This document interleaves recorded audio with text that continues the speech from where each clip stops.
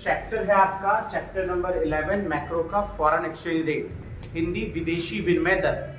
और चैप्टर बहुत सीधा और बहुत आसान चैप्टर है। इस चैप्टर में सबसे पहले जो आपको टर्म समझना चाहिए वो ये कि फॉरेन एक्सचेंज किसे कहते हैं, विदेशी विनिमय क्या होता है।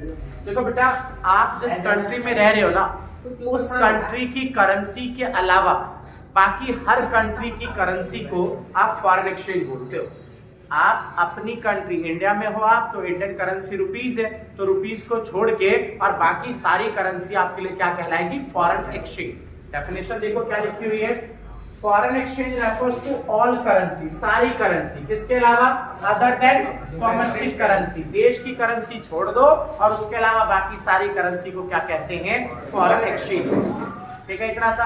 अब नया क्वेश्चन खड़ा होता है जो हमारे चैप्टर का नाम है कि भाई फॉरेन एक्सचेंज रेट क्या है।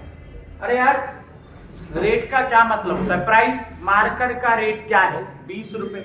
ठीक है, तो वैसे ही तुम्हारे कपड़ों का क्या रेट है, मान लो 1000 रुपए। ठीक है, तो वैसे ही अगर तुम्हें तुम्हारी करेंसी में फॉरेन करेंसी चाहिए, तुम्हारी कंट्री में तुम्हें फॉरेन करेंसी चाहिए, भाई तुम इंडिया में बैठे हो, तुम्हारी करेंसी क्या है, रुपीस, और मान लो तुम्हें डॉलर चाहिए, तो डॉलर तुम्हें कितने रुपए का पड़ेगा, $1 तुम्हें खरीदना है, वो कितने रुपए का पड़ेगा, बस उसी को क्या बोलते हैं, फॉरेन एक्सचेंज रेट बोलते हैं। देखो क्या लिखा हुआ है, foreign exchange rate refers to rate, वो rate at which one currency is exchange for other currency. Suppose आपको रुपीस देना है, सपोज आपको रुपीस देना है और बदले में क्या लेना है, डॉलर लेना है, तो बस इसी बात को क्या बोला जाता है, फॉरेन एक्सचेंज रेट। जैसे इसने एग्जांपल दिया कि $1 अगर चाहिए तो मान लो आपको 70 रुपए देने पड़ेंगे, तो यही है फॉरेन एक्सचेंज रेट। क्या उम्मीद करूं, ठीक है सबको, 2 टर्म क्लियर। फॉरेन एक्सचेंज मतलब आपकी कंट्री की करेंसी के अलावा बाकी सारी करेंसी फॉरेन एक्सचेंज, और फॉरेन एक्सचेंज रेट मतलब वो रेट जिस पर आप क्या कर सकते हो, जिस पर आप क्या कर सकते हो, अपनी करेंसी को एक्सचेंज कर सकते हो अदर करेंसी के साथ। अब क्वेश्चन ये उठता है कि यार सर आपको कैसे पता चला कि $1 इज इक्वल टू 70 रुपीज, ठीक है ना, या $1 is equal to 80 rupees, rate कैसे डिसाइड होता है। तो रेट ऑफ एक्सचेंज को डिसाइड करने के 3 मेथड है। पहला है फिक्स एक्सचेंज रेट सिस्टम, जरा सुनना, वो सिस्टम जब रेट ऑफ एक्सचेंज खुद गवर्नमेंट डिसाइड करेगी, सरकार डिसाइड करेगी कि फॉरेन एक्सचेंज रेट कितना होगा, तो इस सिस्टम को क्या कहते हैं, फिक्स एक्सचेंज रेट सिस्टम। दूसरा सिस्टम है आपके पास फ्लेक्सिबल एक्सचेंज रेट सिस्टम। अब ये फ्लेक्सिबल एक्सचेंज रेट सिस्टम क्या होता है, हिंदी फिक्स को यार स्थिर बोलते हैं, और फ्लेक्सिबल को, फ्लेक्सिबल का एक और नाम है English floating, floating exchange system. Hindi flexible मतलब नम्य या परिवर्तनशील, इंग्लिश में कई सारे नाम दूंगा इसके मैं, फ्लेक्सिबल, फ्लोटिंग, इक्विलिब्रियम या फ्री एक्सचेंज सिस्टम। ये सिस्टम क्या है, इसमें क्या था, कौन डिसाइड कर रही है, रेट, गवर्नमेंट। इसमें क्या है जरा सुनना, एक मार्केट होता है, मार्केट का नाम है फॉरेन एक्सचेंज मार्केट। एग्जाम में 1 मार्क्स का कई बार पूछते हैं कि what is foreign exchange market या डिफाइन फॉरेन एक्सचेंज मार्केट। बड़ा सिंपल सा आंसर है, वो मार्केट जहां पर फॉरेन करेंसी का सेल परचेस हो रहा है, उस मार्केट को क्या नाम देते हैं हम, फॉरेन एक्सचेंज मार्केट। तो फॉरेन एक्सचेंज मार्केट में फॉरेन करेंसी की डिमांड कितनी है, डिमांड ऑफ फॉरेन करेंसी कितनी है, और फॉरेन करेंसी की सप्लाई कितनी है, सप्लाई ऑफ फॉरेन करेंसी, उन दोनों की हेल्प से, डिमांड ऑफ फॉरेन करेंसी और सप्लाई ऑफ फॉरेन करेंसी की हेल्प से जब फॉरेन एक्सचेंज मार्केट में रेट का डिसीजन होगा तो उसको क्या बोला जाएगा बेटा जी, फ्लेक्सिबल एक्सचेंज रेट सिस्टम। यहीं पे एक नया क्वेश्चन खड़ा हो गया कि यार सर ये डिमांड ऑफ फॉरेन एक्सचेंज से आपका क्या मतलब है, या सप्लाई ऑफ फॉरेन एक्सचेंज से आपका क्या मतलब है। पहले आप सुन लो, देखो डिमांड ऑफ फॉरेन एक्सचेंज का क्या मतलब है। जैसे ही वर्ड आता है ना डिमांड ऑफ फॉरेन एक्सचेंज, तो डिमांड का मतलब है outflow of foreign exchange, outflow.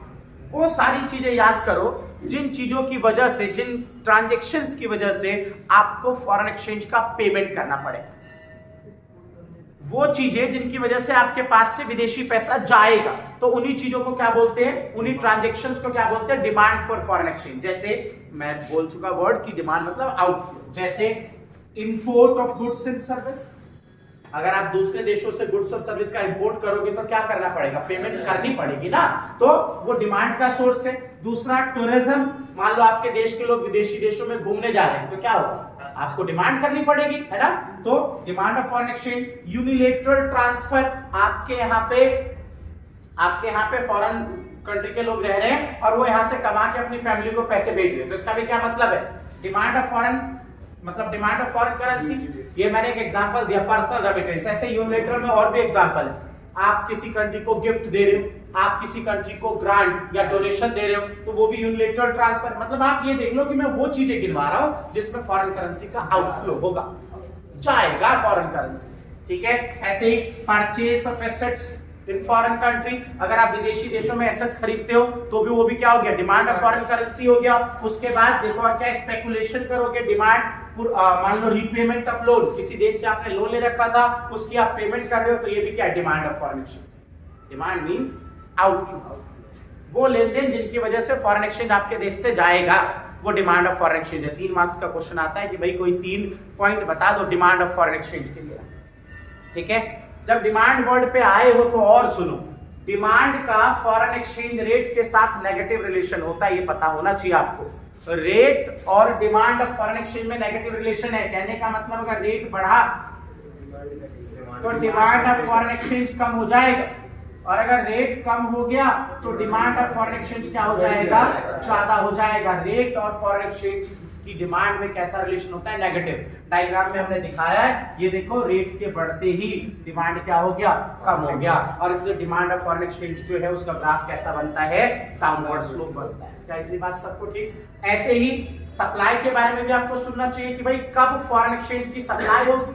Supply मतलब इनफ्लो, आना, ऐसे ट्रांजैक्शन इनकी वजह से विदेशी पैसा आपके देश में आ रहा है, वो सप्लाई ऑफ फॉरेन एक्सचेंज हो जाएगा। ये देखो सारे पॉइंट्स, पहला एक्सपोर्ट, गुड्स और सर्विस का एक्सपोर्ट करो, दूसरा फॉरेन इन्वेस्टमेंट, विदेशी देशों में निवेश करो, तीसरा फॉरेन इन्वेस्टमेंट, फॉरेन वाले अगर आपके यहाँ पे इन्वेस्टमेंट करेंगे, पर्सनल रेमिटेंसेस या डोनेशन, ग्रांट, गिफ्ट, ये सब मिलेगा आपको, विदेशी देशों से मिलेगा, unilateral transfer. Speculation, loan from rest of the world, विदेशी देशों से लोन लोगे या ग्रांट डोनेशन मिलेगा। मतलब ये कि अगर फॉरेन एक्सचेंज आएगा किसी भी ट्रांजैक्शन की वजह से तो सप्लाई, और जाएगा तो डिमांड। डिमांड का रेट का डिमांड के साथ नेगेटिव रिलेशन, और मतलब फॉरेन एक्सचेंज की डिमांड और रेट में नेगेटिव रिलेशन। डायग्राम कैसा, डाउनवर्ड स्लोप, और इस तरफ आओ, इसको देखो, तो रेट का सप्लाई से कैसा, पॉजिटिव रिलेशन, ठीक है। रेट बढ़ा तो सप्लाई बढ़ी।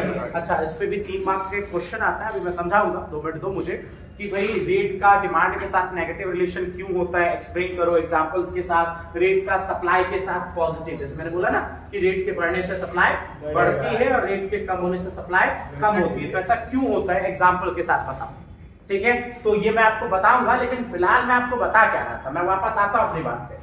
मैं ये कह रहा था कि यार फॉरेन एक्सचेंज मतलब फॉरेन करेंसी, फॉरेन करेंसी आपको कितने की मिलेगी, फॉरेन एक्सचेंज रेट बोलते हैं उसको। इसको डिसाइड करने के 3 तरीके, पहला गवर्नमेंट करेगी तो फिक्स मेथड, और दूसरा फ्लेक्सिबल, डिमांड, फ्लोटिंग, फ्री या इक्विलिब्रियम। ये मेथड कहता है कि जब फॉरेन करेंसी की डिमांड और फॉरेन करेंसी की सप्लाई, अब क्या है डिमांड क्या है सप्लाई पता लग गया, पक्का। कहां पे, फॉरेन एक्सचेंज मार्केट में क्या कर दे, एक दूसरे को इंटरसेक्ट कर दे, तो उसके सामने जो रेट डिसाइड होगा, जैसे मैं करके दिखाता हूं, सपोज ये है सप्लाई ऑफ फॉरेन करेंसी, और मैं इस डिमांड ऑफ फॉरेन करेंसी, और इसी पे मैं बना देता हूं डायग्राम किसका, सप्लाई। ये डिमांड का डायग्राम है ना, इसी पे मैंने बना दिया सप्लाई का डायग्राम। सप्लाई कैसे बनता है, ऐसे बनता है ना, अपवर्ड स्लोप। तो दोनों ने यहाँ पे काटा, पॉइंट ऑफ इक्विलिब्रियम बोलते हैं इसको, और इसके बिल्कुल सामने जो रेट होगा, इसी रेट को कौन सा रेट बोलेंगे, इक्विलिब्रियम या फिर फ्लेक्सिबल या फ्लोटिंग एक्सचेंज। अब ये रेट कैसे डिसाइड हुआ, फॉरेन एक्सचेंज मार्केट, किसकी हेल्प से, फॉरेन करेंसी की डिमांड और सप्लाई की हेल्प से। और क्या आप ये समझ गए कि फॉरेन करेंसी की डिमांड का क्या मतलब है, जब फॉरेन करेंसी आपके देश से जा रही है, आउटफ्लो हो रहा है तो डिमांड, इनफ्लो हो रहा है तो सप्लाई। डिमांड का कर डाउनवर्ड, सप्लाई का कर अपवर्ड। इतना क्लियर। तीसरे मेथड की तरफ ध्यान दो। तीसरे मेथड का नाम है मैनेज्ड फ्लोटिंग सिस्टम, या इसी का एक और नाम है डर्टी फ्लोटिंग। हिंदी गंदी तरनशीलता या प्रबंधित तरनशीलता, डर्टी फ्लोटिंग या फिर मैनेज फ्लोटिंग, दो नाम है। और डायरेक्ट लिखा हुआ डर्टी फ्लोटिंग, डायरेक्ट। कंफर्टेबल है तक? अब इस सिस्टम में क्या है? कुछ नहीं, फिक्स सिस्टम और फ्लेक्सिबल सिस्टम। फ्लेक्सिबल या फ्लोटिंग, इसका नाम फ्लोटिंग भी है। देखो बेटा, इसका नाम फ्लोटिंग है और इसका नाम मैनेज्ड फ्लोटिंग। ठीक है, जब आप फिक्स सिस्टम जिसमें रेट गवर्नमेंट डिसाइड करती है और फ्लेक्सिबल सिस्टम जिसमें रेट कैसे डिसाइड होता है?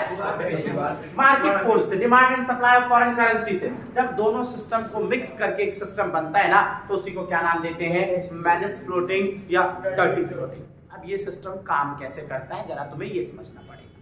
देखो जी, आपको पहले तो एक चीज पता होनी चाहिए कि आपकी कंट्री में जितना भी फॉरेक्स रिजर्व है, फॉरेक्स रिजर्व विदेशी पैसा, वो सारा किसके कस्टडी में रखा हुआ है? आरबीआई के पास रखा हुआ है। पक्का? अब जैसे ही फ्लेक्सिबल मार्केट में, कौन सा मार्केट में? फ्लेक्सिबल मार्केट में डिमांड और सप्लाई मिलके रेट डिसाइड करते हैं, और मान लो ये रेट बहुत हाई हो गया, ये रेट बहुत हाई हो गया, सपोज $1 = 110 रुपए हो गया, तो बहुत हाई हो गया ना रेट। तो इस केस में गवर्नमेंट परेशान होना शुरू हो जाती है। और तुम सबने बैंकिंग के चैप्टर में पढ़ा था कि गवर्नमेंट का एजेंट होता है आरबीआई, गवर्नमेंट का एडवाइजर होता है आरबीआई। याद आया? तो जैसे ही गवर्नमेंट परेशान होती है तो गवर्नमेंट आरबीआई को अप्रोच करती है कि यार आरबीआई देखियो यार, वो फ्लेक्सिबल मेथड था और डिमांड सप्लाई ने रेट डिसाइड किया और रेट बहुत ज्यादा हो गया, 110 रुपए हो गया $1 सपोज। ठीक है, तो अब आरबीआई इसको इंटरवेंशन करके ठीक करेगी। अब देखो भाई, डर्टी क्यों बोला जा रहा है, बात समझो। फ्लेक्सिबल मेथड कहता है कि गवर्नमेंट का कोई भी रोल नहीं होना चाहिए। क्या कहता है फ्लेक्सिबल मेथड? कि गवर्नमेंट का कोई रोल नहीं होना चाहिए, सिर्फ किसका रोल होना चाहिए? डिमांड एंड सप्लाई का, गवर्नमेंट का रोल नहीं होना चाहिए। अब जैसे ही रेट बहुत हाई हुआ, गवर्नमेंट ने किसको अप्रोच किया? अब आरबीआई क्या कर रहा है? इसको छेड़ने वाला है। कैसे छेड़ने वाला है मैं बता रहा हूं, छेड़ने वाला है। तो मतलब गंदी बात, फ्लेक्सिबल मेथड में गवर्नमेंट को नहीं आना चाहिए, लेकिन गवर्नमेंट आ रही है आरबीआई के थ्रू। डायरेक्ट नहीं आ रही, आरबीआई के थ्रू आ रही है। ठीक है, तो नाम क्या दे दिया हमने? Dirty floating. अब आरबीआई करती क्या है? जैसे ही रेट ज्यादा है, तो तुम सबको मैंने क्या बोला कि आरबीआई के पास क्या है? विदेशी पैसों का रिजर्व है। अब आरबीआई क्या करेगा? फॉरेन एक्सचेंज मार्केट जाएगा और वो विदेशी पैसों का जो रिजर्व है उसे ले जाके मार्केट में सेल करना शुरू कर देगा, बेचना शुरू कर देगा। जैसे ही मार्केट में फॉरेन एक्सचेंज को बेचेगा तो फॉरेन एक्सचेंज की सप्लाई, पूर्ति बाजार में क्या हो जाएगी? ज्यादा। और रूल क्या कहते हैं? दिमाग लगाओ, जिस चीज की सप्लाई मार्केट में ज्यादा होती है उसका प्राइस कम होता है ना? तो जैसे फॉरेन एक्सचेंज का सप्लाई मार्केट में बढ़ेगा, खुद ब खुद रेट ऑफ एक्सचेंज जो बहुत हाई था वो क्या हो जाएगा? कम हो जाएगा। इसका उल्टा, रेट बहुत कम है, सरकार परेशान हो गई, सरकार आरबीआई के पास गई, आरबीआई ने कहा रुक जाओ, मैं करता हूं डर्टी फ्लोटिंग, मैं करता हूं कुछ ऐसा, मैनेज फ्लोटिंग करता हूं, डर्टी फ्लोटिंग और मैनेज फ्लोटिंग। ठीक है, करता हूं मैं। अब आरबीआई क्या करेगा? अब आरबीआई फॉरेन एक्सचेंज मार्केट जाएगा और वहां से फॉरेन करेंसी की डिमांड करना शुरू कर देगा, खरीदना शुरू कर देगा। मार्केट में क्या बढ़ जाएगी? फॉरेन करेंसी की डिमांड। और जैसे ही डिमांड किसी चीज की बढ़ती है ना, उस चीज का प्राइस अपने आप बढ़ जाता है, तो फॉरेन एक्सचेंज रेट बढ़ जाएगा। और जब ऐसा हुआ तो नाम क्या दिया हमने इसको? मैनेज फ्लोटिंग या डर्टी फ्लोटिंग। बोलो क्लियर है? आओ तीनों को रीड कर लेते हैं। देखो क्या लिखा हुआ है फिक्स में, it refers to a system in which exchange rate for currency fix by सरकार जी, बाय गवर्नमेंट। ठीक है ना? दूसरे में आ जाओ, देखो क्या लिखा है, it refers to system in which exchange rate is determined by force of demand and supply. कहां पे? कहां पे? फॉरेन मार्केट में। किस चीज की demand? Supply, currency. Foreign currency की डिमांड और सप्लाई से जो रेट डिसाइड होगा वो फ्लेक्सिबल फ्लोटिंग इक्विलिब्रियम या फ्री। ठीक है, और अब इसमें देखो क्या लिखा हुआ है, मेथड ये था, रेट बहुत हाई या लो था और इसमें गवर्नमेंट ने आरबीआई से बोलकर इंटरवेंशन करवा दिया, तो क्या बन गया? मैनेज फ्लोटिंग या डर्टी फ्लोटिंग। देखो क्या लिखा है, it refers to system in which foreign exchange rate determined by market force। किसने डिसाइड किया रेट? Market force. एंड लगा के क्या लिखा है? सेंट्रल बैंक इन्फ्लुएंस, प्रभावित कर रहा है ना, exchange rate through intervention in the foreign exchange market. सुन लिया? मेथड रेट किसने डिसाइड किया? मार्केट फोर्स ने, और उसमें इंटरवेंशन कौन कर रहा है? Central bank. ठीक है, और रेट को इफेक्ट कर रहा है, तो नाम क्या दे दिया? Dirty floating. और कैसे कर रहे हैं वो पता लगा? रेट ज्यादा है तो फॉरेन करेंसी की सप्लाई कर देता है वो वहां, रेट ठीक हो जाता है ना, मतलब सेल ऑफ फॉरेन करेंसी करना शुरू कर देता है, और रेट कम है तो बाय ऑफ फॉरेन करेंसी, खरीदना शुरू कर देता है फॉरेन करेंसी को। बोलो कंफर्टेबल? अब तुम्हें समझना चाहिए करेंसी डेप्रिसिएशन और करेंसी डिवैल्यूएशन। डेप्रिसिएशन हिंदी मूल्यह्रास, डिवैल्यूएशन हिंदी अवमूल्यन। तो मैं एक बात बताऊं, दोनों एक ही जैसी चीज लगेगी आप, लेकिन एक इतनू सा डिफरेंस है दोनों में, बस इतनू सा लगेगा कि एक ही बात है, लेकिन एक माइनर सा डिफरेंस है। पहले क्या है जरा इसको समझो। देखो बेटा, अगर कभी भी रेट ऑफ एक्सचेंज बढ़ जाए, सपोज $1 70 का था, अभी $1 80 का रेट बढ़ गया। $1 जो पहले आसानी से 70 रुपए में मिल जाता था, अब वही $1 कितने का मिलने लगा है? 80 रुपए। बोलो ठीक है यहां तक? अगर ऐसा हुआ, $1 जो 70 का था वो $1 80 का हो गया, तो आप खुद ही सोचो आपकी करेंसी डेप्रिशिएट की एप्रिशिएट? छोड़ो ना, मैंने सीधा लॉजिकल वर्ड बोल दिया, मैं सिंपल बोल रहा हूं। अगर ऐसा हुआ तो आप खुद सोचो आपकी करेंसी वीक हो गई कि स्ट्रांग हो गई? पहले $1 दे के 70, मतलब $1 के लिए 70 रुपए देने पड़ते थे, लेकिन अब $1 के लिए 80 देने पड़ेंगे, तो आपके पैसों की औकात कम हो गई ना, आपका पैसा वीक हो गया ना।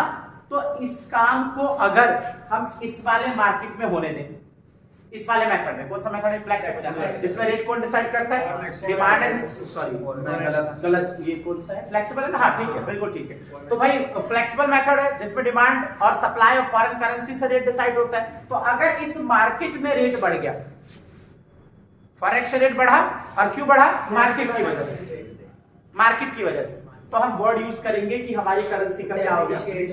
डेप्रिसिएशन। कंफर्टेबल है? लेकिन अगर ये रेट बढ़ा मार्केट की वजह से नहीं, फिक्स मेथड की वजह से, सरकार ने बढ़ा दिया, तो हम वर्ड डेप्रिसिएशन नहीं यूज करेंगे, फिर हम इसी हरकत को क्या बोल देंगे? डिवैल्यूएशन। समझ गए? डेप्रिसिएशन और डिवैल्यूएशन में लोचा समझ में आया क्या है? सरकार द्वारा अगर फॉरेन एक्सचेंज मार्केट में रेट बढ़ गया डिमांड सप्लाई की पावर की वजह से, तो हमारी करेंसी वीक पड़ गई ना। $1 70 का था, 80 का हो गया, हमारी करेंसी वीक पड़ गई, तो वर्ड डेप्रिसिएशन। लेकिन अगर मार्केट में नहीं, गवर्नमेंट ने ये काम कर दिया, गवर्नमेंट ने रेट को बढ़ा दिया, हमारी करेंसी वीक हो गई, तो हम क्या बोलेंगे? डिवैल्यूएशन। मतलब $1 70 का था और गवर्नमेंट ने मान लो $1 को 80 का कर दिया, हमारा पैसा वीक कर दिया, तो डिवैल्यूएशन। अवमूल्यन, इसे मूल्यह्रास बोलते हैं, इसे अवमूल्यन बोलते हैं। ठीक है?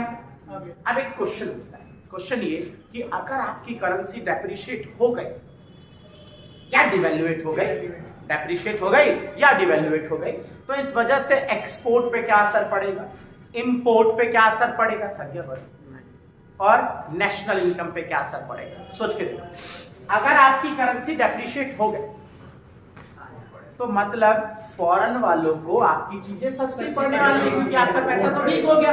पहले वो $1 लेके आते थे, 70 रुपीज का सामान लेके जाते थे, अब वो $1 लेके आएंगे, कितने का सामान लेके जाएंगे? 80 का। बोलो, तो मतलब आपका पैसा कमजोर हो चुका है, उनको चीजें सस्ती पड़ने वाली है। तो तुम बताओ, चाहे डेप्रिसिएशन हो चाहे डिवैल्यूएशन हो, आपकी कंट्री के एक्सपोर्ट का लेवल क्या होगा? उनको सस्ता पड़ेगा, ज्यादा खरीदेंगे, एक्सपोर्ट बढ़ेगा। और हमारे लिए विदेशी चीजें महंगी हो गई ना, तो हमारा इंपोर्ट कम हो जाएगा। इन दोनों का बता रहा हूं, डेप्रिसिएशन डिवैल्यूएशन दोनों का तो एक ही असर होगा, क्योंकि एक ही तो बात है, एक छोटा सा अंतर है। ये सरकार रेट बढ़ाती है, हमारा पैसा वीक होता है तो डिवैल्यूएशन, और मार्केट में होता है तो डेप्रिसिएशन। इसके वजह से एक्सपोर्ट बढ़ेगा, इंपोर्ट घटेगा। ठीक है यहाँ तक सबको? और तीसरी चीज, एक बात बताओ, जिस देश का एक्सपोर्ट बढ़ रहा है, इंपोर्ट घट रहा है, उस देश का नेशनल इनकम क्या कर रहा है? जो देश बेच ज्यादा रहा है, खरीद कम रहा है, उस देश का नेशनल इनकम क्या होगा? बढ़ेगा। तो इस देश में नेशनल इनकम भी ठीक हो? कंफर्टेबल है सबको? अब आओ जरा मुझे सुनो, करेंसी एप्रिसिएशन और रिवैल्यूएशन में क्या अंतर है, क्या डिफरेंस? एप्रिसिएशन मूल्य वृद्धि बोलते हैं एप्रिसिएशन को हिंदी, और रिवैल्यूएशन अधिमूल्यन बोलते हैं। ठीक है? एप्रिसिएशन और रिवैल्यूएशन फिर वही बात, सेम वही चीज। अगर रेट ऑफ एक्सचेंज घट गया और आपका पैसा स्ट्रांग हो गया, $1.70 का था, $1.60 का हो गया, रेट घट गया, रेट घट गया, मतलब आपका पैसा स्ट्रांग हो गया, स्ट्रांग हो गया। अगर ऐसा मार्केट की वजह से हुआ तो एप्रिसिएशन, और ऐसा गवर्नमेंट ने किया वैल्यूएशन। समझ गया मेरी बात ना? पक्का? अब एक्सपोर्ट पे क्या असर पड़ेगा यार? हमारा पैसा स्ट्रांग हो गया, उनको चीजें महंगी पड़ेंगी तो हमारा एक्सपोर्ट घटेगा, हमसे वो कम खरीदेंगे, हमारा इंपोर्ट बढ़ जाएगा। खुद ही सोचो, जिस देश का एक्सपोर्ट घट रहा है, इंपोर्ट बढ़ रहा है, उसका नेशनल इनकम क्या होगा? कंफर्टेबल हो? पक्का? सारी कहानी ठीक है? अच्छा यार, अभी वो वर्ड आया था फॉरेन एक्सचेंज मार्केट, सुनी लो उसके बारे में 2 शब्द बोलना चाहूँ। पहले तो ये कि फॉरेन एक्सचेंज मार्केट, भाई फोटो तो मत ले, ये वो बंदूक चली। अच्छा बंदूक चली। पहला तो ये कि फॉरेन एक्सचेंज मार्केट एक ऐसा मार्केट है जहां पर फॉरेन करेंसी का सेल परचेस होता है। अबे पोटैटो मार्केट, आलू मंडी, तो वहाँ क्या होता है? आलू का सेल परचेस। तो ऐसे फॉरेन एक्सचेंज मार्केट एक ऐसा मार्केट जहाँ पे फॉरेन करेंसी का सेल परचेस होता है। अब फॉरेन एक्सचेंज मार्केट में काम क्या क्या होते हैं? 3 फंक्शन होते हैं मेनली, आपके सिलेबस में 3 फंक्शन लिखे हैं। पहला ट्रांसफर फंक्शन। ट्रांसफर फंक्शन मतलब अगर आपको अपनी करेंसी देनी है और फॉरेन करेंसी लेनी है तो आप फॉरेन एक्सचेंज मार्केट से करेंसी का ट्रांसफर करवा सकते हैं, ठीक है। दूसरा क्रेडिट फंक्शन, अगर आपको फॉरेन करेंसी लोन में चाहिए, विदेशी पैसों में लोन चाहिए, तो आपको कौन दे सकता है ये लोन? फॉरेन एक्सचेंज मार्केट, ठीक है। तीसरा हेजिंग फंक्शन, हिंदी वर्ड यार हेजिंग चेक कर लेना थोड़ा, ठीक है। हाँ, जोखिम से पूर्वोपाय कार्य, कुछ ऐसा लिखा हुआ है, ठीक है। अब ये हेजिंग फंक्शन क्या होता है, इसको थोड़ा सा समझो। फॉरेन एक्सचेंज मार्केट आपको एक फैसिलिटी प्रोवाइड करता है। फैसिलिटी ये कि आज के रेट पे, जो आज रेट चल रहा है, सपोज आज चल रहा है $1 = 80 रुपीज, ठीक है। आज के रेट पे आप फ्यूचर में ट्रांजेक्शन कर सकते। आज मैं इंडिया हूं, ये दूसरा देश है, मान लो अमेरिका है, आज मैंने इसके साथ कोई एग्रीमेंट कर लिया, ठीक है, कि भाई मैं तुझसे इतने, मतलब ये चीज खरीदने वाला हूं, इसका रेट इतने $, है। मैं इससे मान लो इसका ये फोन खरीदने वाला हूं, इसका रेट मान लो $100 है। तो आज मैंने इसके साथ एग्रीमेंट कर लिया, इसने बोला कि भैया आपके पास फोन ना 1 महीने बाद पहुंच जाए। मैंने इसके साथ एग्रीमेंट कर लिया, 1 महीने बाद ये फोन मुझे देने वाला है। समझ गए मेरी बात? तो अब मैंने इससे क्या कहा कि ठीक है, 1 महीने बाद तू फोन दे दियो मुझे, लेकिन आज $1 कितने का है? 80 रुपए का ना। तो 1 महीने बाद जब मेरे पास फोन की डिलीवरी लाएगा ना तू, तो $100 का फोन ना 100 × 80 8,000 रुपए मैं तुझे दे दूंगा। अब मुझे इस बात से कोई फर्क नहीं पड़ता कि 1 महीने बाद डॉलर के रेट बढ़ जाए या घट जाए, मुझे उससे कोई मतलब नहीं। मैं इसे 1 महीने बाद 80 रुपए के हिसाब से $100 दे दूंगा और इससे फोन ले लूंगा। तो ये फैसिलिटी कौन प्रोवाइड करता है आपको? Foreign exchange market. और इसी फैसिलिटी को हेजिंग फंक्शन पक्का। 2 टाइप का होता है फॉरेन एक्सचेंज मार्केट, एक स्पॉट मार्केट, एक फॉरवर्ड मार्केट। अभी जो मैंने तुम्हें कहानी समझाई कि आज के रेट पे फ्यूचर में सेटलमेंट हो सकती है, फ्यूचर में ट्रांजैक्शंस हो सकते हैं, तो इसे फॉरवर्ड मार्केट कहते हैं, ठीक है। और आज के रेट पे आज ही ट्रांजैक्शन होगा। $100 का फोन है, $1 80 रुपए का है, आज ही फोन दे और पैसे ले, 80 रुपए के हिसाब से स्पॉट मार्केट, ठीक है। और आज डील हो गया, आज डील हो गया और पेमेंट कब होगी? 1 महीने बाद होगी आज के रेट पे, तो फॉरवर्ड मार्केट। बोल क्लियर हो? पक्का। एक छोटी सी चीज और समझिए, अच्छा लगेगा आपको। ये समझिए कि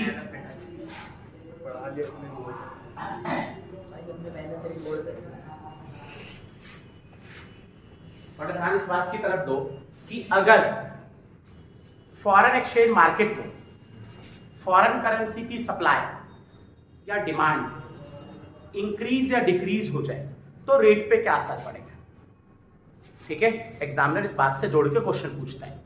एग्जामिनर बोलेगा कि मान लो इंडिया का फॉरेन एक्सचेंज मार्केट इक्विलिब्रियम में, ठीक है जी, इंडिया का फॉरेन एक्सचेंज मार्केट किसमें? इक्विलिब्रियम। तो supply curve SS downward slope और demand curve DD upward slope, दोनों ने एक दूसरे को intersect, demand curve downward slope DD और supply curve upward slope SS, दोनों ने एक दूसरे को इंटरसेक्ट कर दिया पॉइंट आर। सपोज अभी रेट है $1 = कुछ 70, अब खुद बताओ, अगर डिमांड और सप्लाई चेंज होंगे क्या तो भी रेट यही रहेगा? रेट चेंज हो जाएगा ना। तो अब एग्जामिनर का क्वेश्चन इसी बात से जोड़ के आएगा कि मान लो इंडिया में फॉरेन इन्वेस्टर इन्वेस्टमेंट कर रहे हैं, इंडिया का रेट इक्विलिब्रियम में और इंडिया में फॉरेन इन्वेस्टर क्या कर रहे हैं? पैसे इन्वेस्ट कर रहे हैं, तो इसका रेट पे क्या असर पड़ेगा बताओ। देखो सीधी सी चीज बोल रहा हूं मैं तुम्हें, कभी भी किसी को भी बढ़ाना हो, डिमांड और सप्लाई में से किसी को भी बढ़ाना हो तो राइटवर्ड शिफ्ट कर देते हैं, उस चीज के ग्राफ को कहां शिफ्ट कर देते हैं? राइटवर्ड, सीधे हाथ की तरफ शिफ्ट कर देते हैं, और घटाना हो तो लेफ्टवर्ड शिफ्ट कर देते हैं। इतना सा क्लियर है? और जैसे ही डायग्राम को राइटवर्ड लेफ्टवर्ड शिफ्ट करोगे तो तुम्हें पता चल जाएगा नया इंटरसेक्शन कहां है और उसके सामने रेट क्या है पता चल जाएगा। अभी जो मैंने केस बोला कि इंडिया में फॉरेन इन्वेस्टर इन्वेस्ट कर रहे बड़ी मात्रा में, तो मुझे बताओ अगर वो इन्वेस्ट करेंगे इंडिया में तो डिमांड हुआ कि सप्लाई हुई फॉरेन? अभी तुमने देखा था सप्लाई में। और सिंपल ये सोचो ना, विदेशी पैसा आया कि गया? आया। जब वो इन्वेस्ट करेंगे तो फॉरेन करेंसी आएगी, तो सप्लाई बढ़ा। अब सप्लाई बढ़ा तो देखो रेट पे क्या असर पड़ेगा। अगर सप्लाई बढ़ा तो तुम बताओ सप्लाई कर्व कहां शिफ्ट होगा? लेफ्टवर्ड की राइटवर्ड? अरे जो बढ़ता है वो राइटवर्ड शिफ्ट, राइटवर्ड सीधे हाथ की तरफ शिफ्ट हो जाएगा ना। आ जाओ, ये ना मेरा सीधा राइटवर्ड, मैं कर दूं शिफ्ट, कर दिया शिफ्ट, S1 S2 हो गया शिफ्ट। अब दोनों कहां इंटरसेक्ट कर रहे हैं? इस वाले पॉइंट पे। और अगर यहां इंटरसेक्ट कर रहे हैं तो जरा चेक करो रेट का क्या हुआ? रेट घट गया, रेट कम हो गया।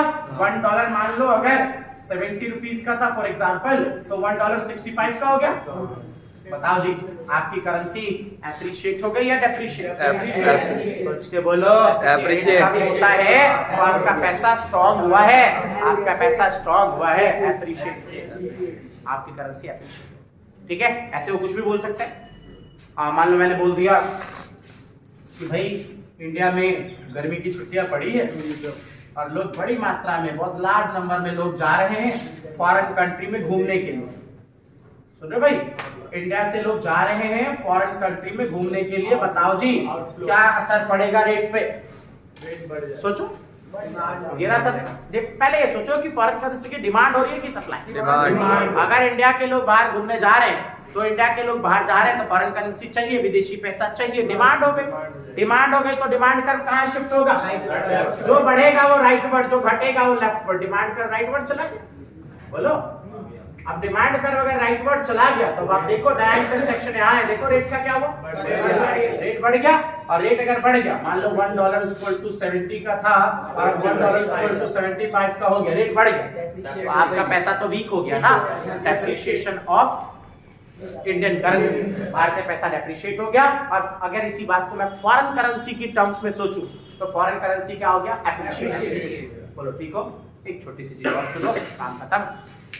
वो ये एग्जामिनर कई बार क्वेश्चन पूछता है कि बता, ये तो तुझे पता है कि रेट और सप्लाई में नेगेटिव रिलेशन। अभी मैं बोलूंगा तो तू तुरंत बता देगा कि रेट के बढ़ने से पॉजिटिव रिलेशन, रेट और सप्लाई में पॉजिटिव रिलेशन। अगर मैं अभी बोलूंगा कि रेट बढ़ा तो सप्लाई क्या होगा, तो हम तुरंत बोल देते हैं सप्लाई बढ़ जाएगी, और रेट घटा तो सप्लाई। लेकिन क्यों? क्वेश्चन ये कि क्यों? समझ गए क्वेश्चन क्या है? आप समझते हैं, दिमाग लगाना बस। तुम बोलो, एक केस समझा रहा बस, है ना। मान लो रेट बढ़ा, मान लो रेट बढ़ा, $1 70 का था, $1 80 का हो गया, तो सप्लाई बढ़ेगी ना। तो क्यों बढ़ेगी जरा समझो। अगर रेट बढ़ा तो आप दिमाग लगाओ, आपकी करेंसी एप्रिशिएट या डेप्रिशिएट? डेप्रिशिएट। डेप्रिशिएट है ना, डेप्रिशिएट। आपकी करेंसी वीक हो गई, कमजोर हो गई, डेप्रिशिएट हो गई। और अब दिमाग लगाओ कि अगर आपकी करेंसी डेप्रिशिएट हो गई, सोचो तो विदेश वालों के मजे आ गए।